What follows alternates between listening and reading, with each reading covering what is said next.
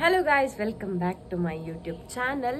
ಇವತ್ತಿನ ಈ ಒಂದು ಪ್ರೋಮೋ ನೋಡೋಕ್ಕೆ ಒಂದು ಸ್ವಲ್ಪ ಮಜಾ ಜಾಸ್ತಿ ಇದೆ ಅಂತ ಹೇಳ್ಬೋದು. ಯಾಕಂದರೆ ರಕ್ಷಿತಾ ಈಸ್ ಬ್ಯಾಕ್.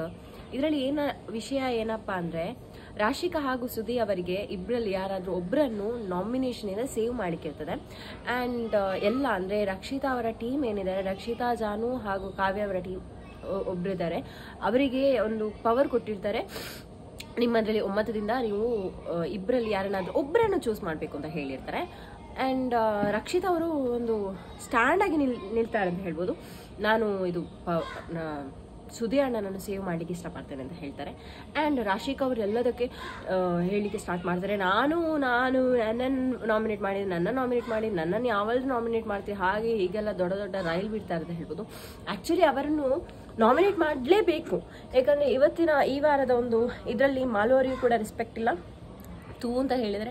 ಆ್ಯಂಡ್ ಎಲ್ಲ ಕಡೆಯಲ್ಲಿ ಕೂಡ ರೂಲ್ಸ್ ಬ್ರೇಕ್ ಕೂಡ ಆಗಿದೆ ರಾಶಿಕಾ ಅವರಿಂದ.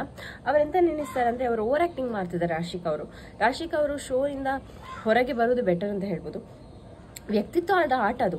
ವ್ಯಕ್ತಿತ್ವದ ಆಟದಲ್ಲಿ ಜನರಿಗೆಲ್ಲ ಇಷ್ಟ ಆಗೋದು ವ್ಯಕ್ತಿತ್ವ.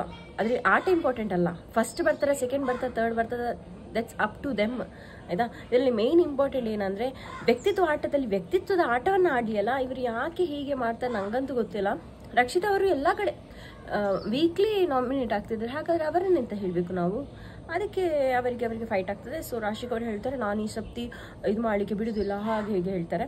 ನನ್ನ ಪ್ರಕಾರ ರಾಶಿಕಾ ಅವರು ನಾಮಿನೇಟ್ ಆಗಬೇಕು. ವಿಲ್ ಸಿ ಹೇಗಿರ್ತದೆ ನೆಕ್ಸ್ಟ್ ವೀಡಿಯೋದಲ್ಲಿ ಸಿಕ್ಕೊಂಡು. ಲೈಕ್, ಬಾಯ್, ಸಬ್ಸ್ಕ್ರೈಬ್ ಮಾಡಿ. ಹೇ, ಲವ್ ಯು ಆಲ್.